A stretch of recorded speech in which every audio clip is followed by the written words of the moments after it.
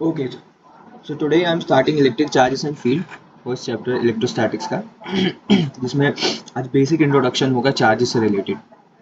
सबसे पहले हमारे पास, क्योंकि हम पूरे इस सेक्शन में चार्जेस की बहुत बात करेंगे, सबसे पहले हम चार्जेस के बारे में एक बेसिक इंट्रोडक्शन ले लें कि क्या होते हैं चार्जेस और उनकी प्रॉपर्टीज़ क्या होती हैं।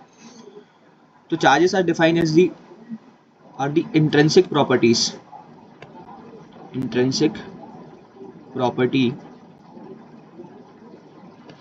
of a material due to which electrical and magnetic effects are seen।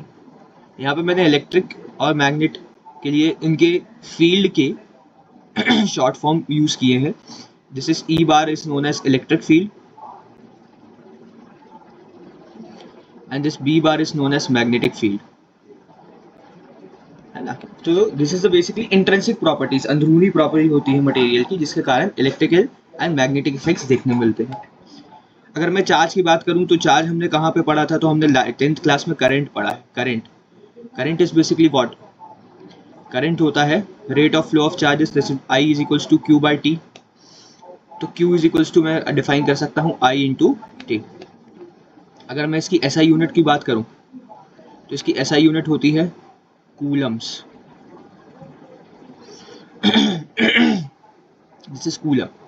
अगर इसकी हम सीजीएस यूनिट की बात करें, सीजीएस यूनिट होती है स्टैट कूलम। अगर हम इसकी इलेक्ट्रोस्टैटिक यूनिट्स की बात करें तो ये होती है एब कूलम। बेसिक आपका यूनिट्स के बारे में हो गई। अब सवाल आता है कि भाई जो आपका चार्ज है वो कैसी क्वांटिटी है। तो चार्ज जो है, charge is a scalar quantity. Scalar quantity है ये, ठीक है, स्केलर क्वांटिटी। कितने टाइप के चार्ज होते हैं हमारे पास? अगर हम चार्ज को देखें तो हमारे पास कितने टाइप के चार्ज होते हैं? तो बेसिकली दो टाइप के चार्ज होते हैं। एक होता है हमारा पॉजिटिव चार्ज और एक होता है हमारा नेगेटिव चार्ज। पॉजिटिव चार्ज का जो चार्ज होता है वो होता है 1.6 इंटू 10 की power minus 19 coulomb. This is known as a fundamental charge, 1.6 into 10 की पावर माइनस 19 कूलम। और नेगेटिव चार्ज पे जो भी चार्ज होगा वो नेगेटिव होगा, माइनस 1.6 इंटू 10 की पावर माइनस 19 कूलम। ठीक है, इसका हम बहुत यूज करेंगे आगे चल के। तो दो टाइप के चार्ज होते हैं, एक पॉजिटिव और एक नेगेटिव। ठीक है, नेक्स्ट जो हमारा चार्ज है, अगर हम एक प्रॉपर्टी चार्ज की एज अ होल प्रॉपर्टी की बात करें तो जो चार्ज है हमारा क्या क्या शो करता है। जैसे फॉर एग्जांपल अगर मैं आपसे बोलूं कि एक बॉडी जो है, body is a neutral, body is neutral, या ऑब्जेक्ट की बात कर लेते हैं हम। अगर कोई ऑब्जेक्ट जो है वो न्यूट्रल है, इसका मतलब क्या है? अगर कोई ऑब्जेक्ट न्यूट्रल है इसका मतलब number of electrons is equals to number of protons, या इसको हम ऐसे भी समझ सकते हैं कि the negative charge is equals to positive charge. मतलब जितने उसमें इलेक्ट्रॉन्स है उतना ही प्रोटॉन्स है, मतलब जितना नेगेटिव चार्ज है उतना ही पॉजिटिव चार्ज है। इसलिए ऑब्जेक्ट एज अ होल हमको क्या हो रहा है, न्यूट्रल आ रहा है। तो जब हम एटम की बात करते हैं जहाँ पे ये सारी चीजें होती हैं, तो atom is a neutral, atom is neutral. ठीक है, फर्स्ट टाइम जे थॉमसन साहब ने हमको ये बताया था कि एटम जो होता है वो इलेक्ट्रिकली न्यूट्रल होता है। दैट मीन्स इसमें जितने नंबर ऑफ इलेक्ट्रॉन्स है उतने ही नंबर ऑफ प्रोटॉन्स है। सो अगर हमको किसी भी बॉडी को चार्ज करना है, in order to charge an atom we need to disturb this balance। हमको ये बैलेंस डिस्टर्ब करना पड़ेगा।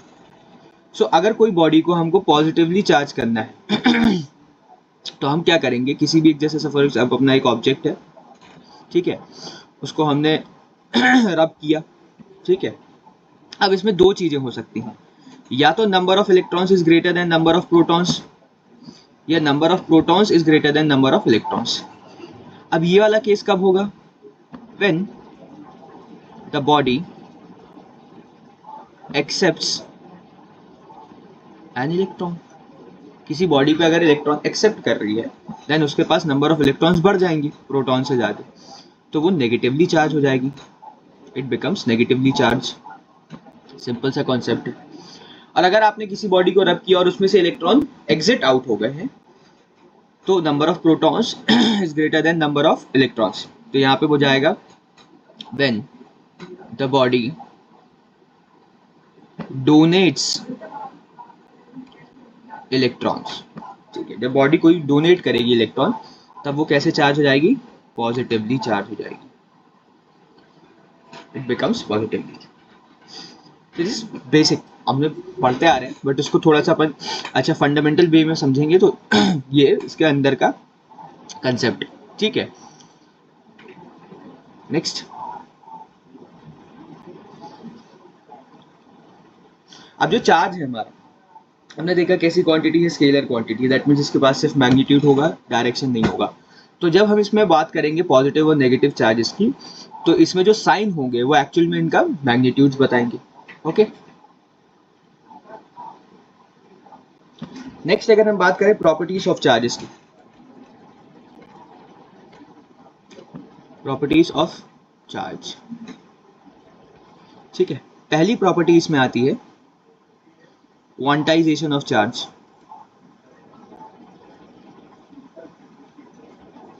Quantization of charge, this is most important और काफी यूज होने वाली प्रॉपर्टीज है। क्वांटाइजेशन ऑफ चार्ज क्या होता है? इट एनी बॉडी, या अपन बात करते हैं ऑब्जेक्ट की, any object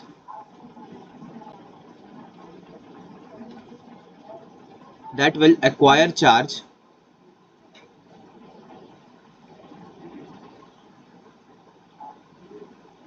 it will always be in integral multiple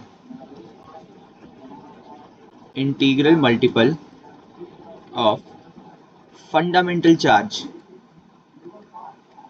मतलब अगर किसी भी ऑब्जेक्ट के ऊपर चार्ज एक्वायर हो रहा है तो जो चार्ज एक्वायर होगा it will always be integral multiple of the fundamental charge. तो जैसे Q is equals to, suppose किसी बॉडी पे Q चार्ज एक्वायर हुआ तो Q इज इक्वल्स टू होगा plus minus NE, whether it is positive charge or negative charge, it will always be in the integral multiple of fundamental charge। तो for example किसी body पे अगर charge होगा तो वो 1 ही हो सकता है, 2 ही हो सकता है, 3 ही हो सकता है, 1.5 E नहीं हो सकता, 2.5 E नहीं हो सकता। तो ये इस तरीके से हमेशा इंटीग्रल मल्टीपल पे आएंगे, फ्रैक्शन में नहीं आएगा। This is quantization of charge. Quantization का ही मतलब होता है फिक्स क्वांटिटी में आना। ठीक है, अभी आप ऐसी क्वांटाइजेशन ऑफ चार्ज पढ़ोगे, आगे चल के एनर्जी में भी क्वांटाइजेशन आप देखोगे। बोहर मॉडल में आप क्वांटाइजेशन ऑफ कंडीशन देख के आ रहे हैं। तो क्वांटाइजेशन का मतलब ही क्या होता है? फिक्स क्वांटिटी में किसी भी बॉडी पे आना। ठीक है, तो फिर first property quantization of charge. Second property है मेरी conservation of charge.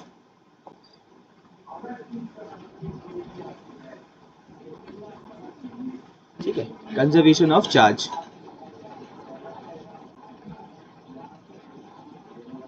Conservation of charge क्या होता है? तो charge can neither be created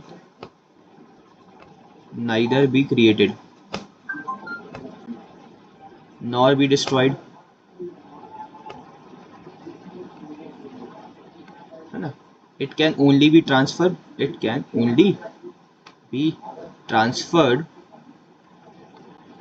from one body to another। एक बॉडी से दूसरी बॉडी में ट्रांसफर किया जा सकता है। ठीक है, तो charge can not be created, neither be destroyed, it can only be transfer from one body to another body.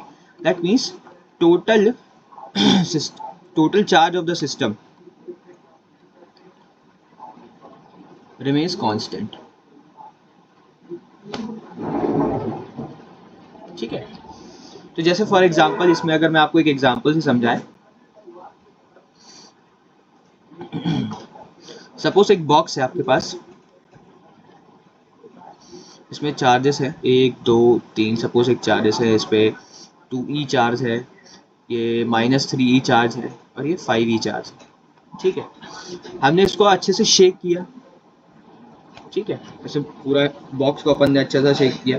अब शेक करने से क्या होगा, ये जो चार्ज पार्टिकल्स है एक दूसरे से कोलाइड करेंगे।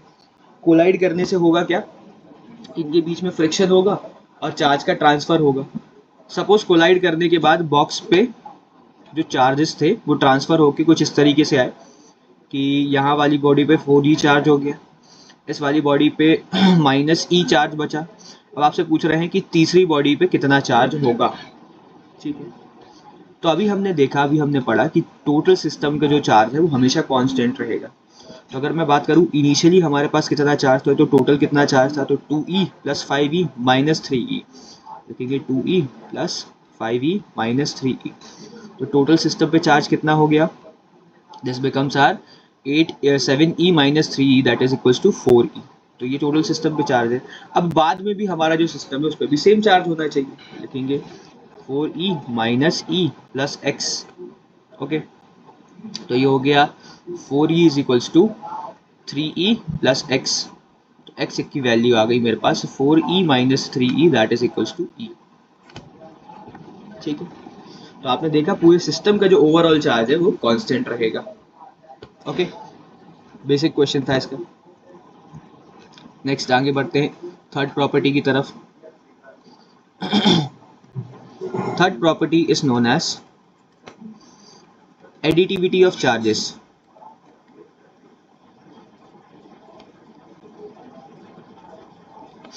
एडिटिविटी ऑफ चार्जेस, अब सिंस जो चार्ज है हमारे, charge are scalar quantities, since charges are scalar quantity, अब अगर वो स्केलर क्वांटिटी है तो दे कैन